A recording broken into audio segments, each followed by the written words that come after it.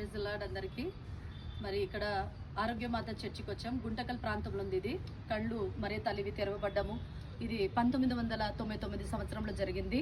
August 4వ తేదీన శ్రీనివాసులు రాజు అనే బిడ్డకు 12 సంవత్సరాలు ఉన్నప్పుడు తన స్కూల్ టయానికి వచ్చినప్పుడు 8:30 గంటల సమయంలో రోజువారీగా వారు ప్రార్థన చేసుకోవడానికి ఈ యొక్క మాత దగ్గర కూర్చొని ప్రార్థిస్తూ ఉన్నారు. అప్పుడు ఆ యొక్క దివ్యమైన దర్శనము, ఒక బాలయేసు ఇక్కడ ఉండడం, ఒక తెల్లటి రూపం ధరించుకున్న బాలుడు, తన యొక్క కళ్ళు మరి నీలి రంగుగా ఉన్నది. అలాగనే ఆ మరియ తల్లి యొక్క దృష్టి ఆ బిడ్డ మీద ఉన్నాయి. మరి ఆ యొక్క దృష్టిని చూసినప్పుడు ఆ యొక్క వెలుతురు, ఆ యొక్క కిరణాలు, ఆ యొక్క బిడ్డ మీద ప్రకాశమైన కిరణాల వల్ల ఇక్కడున్న అద్దము గుడక పగిలిపోయింది. అప్పుడు ఆ యొక్క వింతను చూసినప్పుడు ఆ బిడ్డ మరి మూర్చపోయి శ్రీనివాసులు పడిపోయాడు.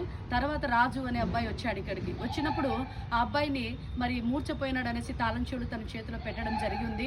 మళ్ళీ లేచి తెరిచి చూడాక ఆ బాలుడు కనిపించలేదు.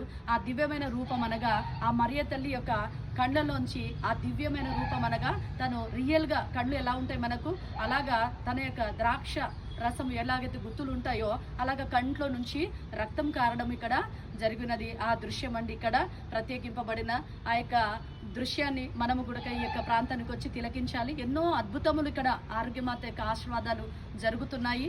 మరి ఈ యొక్క చర్చి గుంటకల్లో మరి ఉన్నది. దేవుడి స్తోత్రం.